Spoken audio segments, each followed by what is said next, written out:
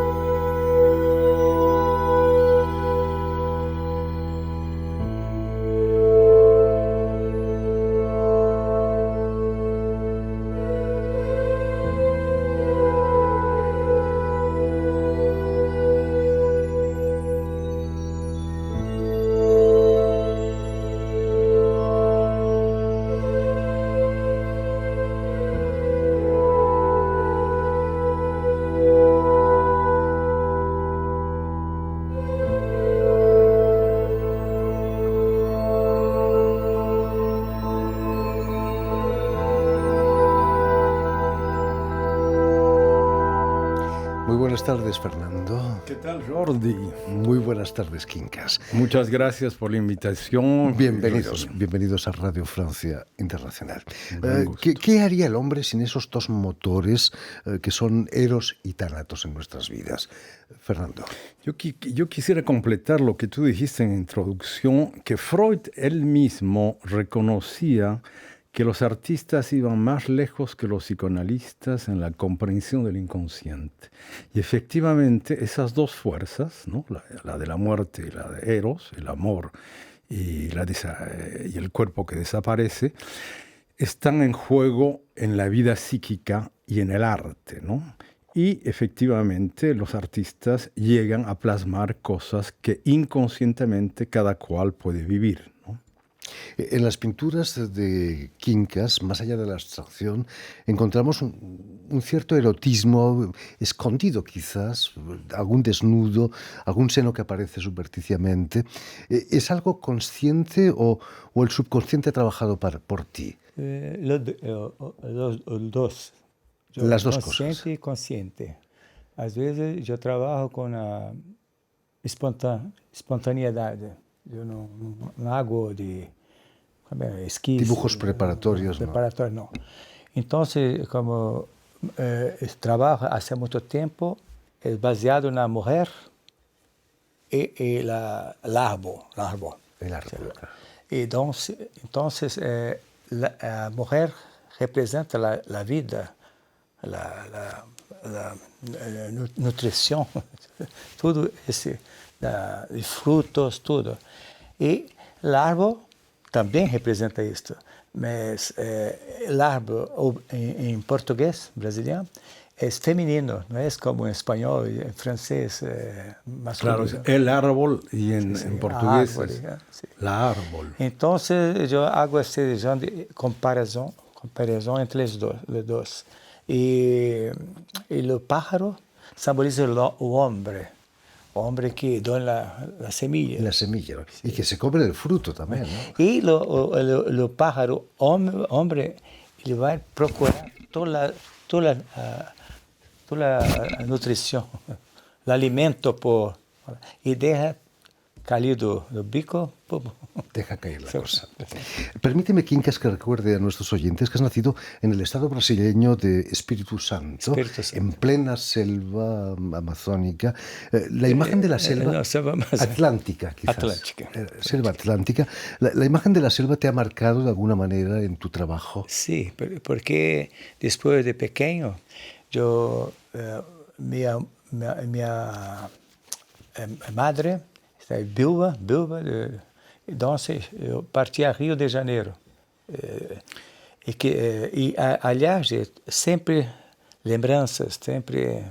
Tus cuadros parecen una selva, sí. Hay miles de motivos. Sí, me gusta hacer una mezcla de todo esto con elementos de mi lembranza. De tus recuerdos. Recuerdo de Gamón, de pequeño. Por supuesto. ¿Verdad? Entonces, ese universo me gusta de misturar. Mezclarlo, ¿no? Mezclado, sí. Por su lado, Fernando Bairo nació en la ciudad boliviana de Cochabamba, un poco por casualidad, ¿no? ¿Tus padres, era peruano tu padre? Exacto. Ellos estaban de paso entre La Paz y Oruro. Yo nací en Oruro y se instalaron definitivamente en Cochabamba, ¿no? Yo he crecido en Cochabamba y es la familia Bairo Corrochano, que viene de Cochabamba, sí. Vives en París desde hace muchos años, donde ejerces como psicoanalista y terapeuta. Y tu primer contacto con la escultura, imagino que es terapéutico. Los niños con los que tratas crean esculturas, ¿no? ¿Qué te dicen esas esculturas infantiles? Esa es una historia muy fuerte, personal. Cuando yo era niño, yo jugaba en el jardín de la casa con los hermanos, que descubrimos en un rincón del jardín, había arcilla, ¿no? El barro, el famoso barro, pero una arcilla de buena calidad que nos permitía construir cosas. Y ahí empezó, y la colección de esculturas de mi padre me dieron ese interés por la escultura. Y en el transcurso de mi estadía en París he frecuentado la Grande Chaumière, Bellas Artes, algunos talleres de artistas para avanzar en la técnica de la escultura y produzco hace unos 30 años, ¿no? En París. Y lo interesante es que el arte, ha permitido una reflexión con el psicoanálisis y una posición. Pude crear un diploma universitario de la utilización del arte como mediación terapéutica y efectivamente propongo a los niños la arcilla o la pintura para hacer un trabajo terapéutico que se llamaría arte-terapia a referencia psicoanalítica. ¿Qué se puede aprender de esos niños, de esos trabajos escultóricos infantiles? Yo tengo una colección de unos 1.500 ya objetos, ¿no? Muchos se han ido del espacio terapéutico, pero yo tengo una colección que efectivamente cuando invito a artistas conservadores a ver esta colección, todos tenemos el mismo constato, que es que estamos al origen de las pulsiones que están en la creación. Y como tú le decías, hay la parte del amor, hay la parte del odio, la muerte, el odio es la muerte. Entonces, esas pulsiones básicas del origen de la creación ella misma, ¿no? Es muy interesante. Los niños son muy fuertes para sacar, ¿no? Esas pulsiones o esas representaciones que incluso se encuentra en mi trabajo de adulto o en las pinturas de Quincas, ¿no? Por supuesto. Has trabajado además con niños que sufrieron los atentados de Bataclan como hijos de víctimas. ¿Les ayudó el hecho de realizar esculturas? Sí, esculturas y sobre todo pinturas, también pinturas, porque era una situación traumática, ¿no? Muy importante, muy fuerte, ¿no? Y el hecho de representar el dolor o esas imágenes inconscientes del efecto traumático los ha curado, ¿no? de ese problema, ¿no? ¿Eran huérfanos quizás algunos?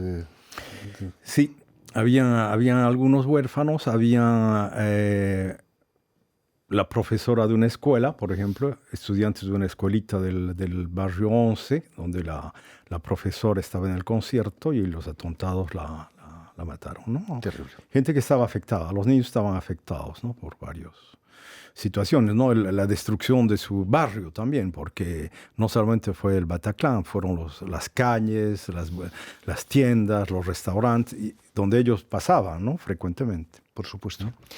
Quincas, llevas 30 años viviendo aquí en París. Sí. El París del Bataclan no era el París que te sedujo, ¿no? Me decías que para ti el París es una fiesta, como decía Hemingway. Sí, para todos, no para mí solamente. París sí, ciudad alegre, no pensaba que tempos después toda la evolución y quizás París cambió muchas cosas. Ha perdido su virginidad, quizás. ¿Perdón? Ha perdido su virginidad, su ingenuidad. Sí. Tu primer estudio aquí en París lo tienes en la Cité Internacional universitaria, ¿no? Sí, si no, me equivoco. Sí. En la Cité Internacional. Y ahí tú empiezas a pintar con pasión, ¿no? Con pasión. Y entonces, antes tenía mi lado gráfico también. Y entonces yo comencé a desarrollar mi trabajo de una manera de inicio. Y entonces la oportunidad de hacer una bella exposición en la época. Y desde entonces has expuesto de un lado y del otro del Atlántico, Brasil, América Latina, Estados Unidos incluso. Sí, Estados Unidos. Quincas está volviendo de Japón. Sí, estuve hace 25 días en Japón. Imagínate. Y aquí en París, hace unos años, estuviste a punto de exponer en el Louvre. Expusiste justo enfrente en el ayuntamiento del Louvre. Yo llegué a exponer la en el ayuntamiento 5 veces también. Como invitado. Sí. Imagínate. Fernando, volviendo a la escultura, siempre se ha hablado de la sensualidad que tiene la materia, el volumen. Quizás ese trabajo de la arcilla tiene algo de bíblico, ¿no? Eres un creador en el sentido... Aunque luego las esculturas no cobren vida. Sí, tienes razón, Jordi. Lo que me fascina es ese, ¿cómo vamos a decir? El arcilla acompaña al ser humano desde sus orígenes, ¿no? Pensemos a las representaciones de las Venus prehistóricas, por ejemplo, eso me gusta mucho, a Picasso le gustaba mucho también, ¿no es cierto? Entonces, esta arcilla ha acompañado el ser humano desde sus orígenes, ¿no? Y es por eso también que yo estoy en la representación del cuerpo, y sobre todo el cuerpo femenino, dándole un toque diferente con la resina translúcida, ¿no? Que podríamos hablar luego, ¿no? Pero efectivamente es el origen de la creación. No es que uno se crea un dios, pero no está tan lejos también, ¿no? del asunto, ¿no? ¿Te dejas llevar por la inspiración o haces dibujos preparatorios? ¿Es más consciente o inconsciente tu trabajo? Soy un poco como Quincas también, ¿no? En el sentido de la espontaneidad. Yo creo que esos modelos que salen en la arcilla ya están inscritos en mi memoria, ¿no? En mi memoria táctil, ¿no? La memoria táctil sensorial.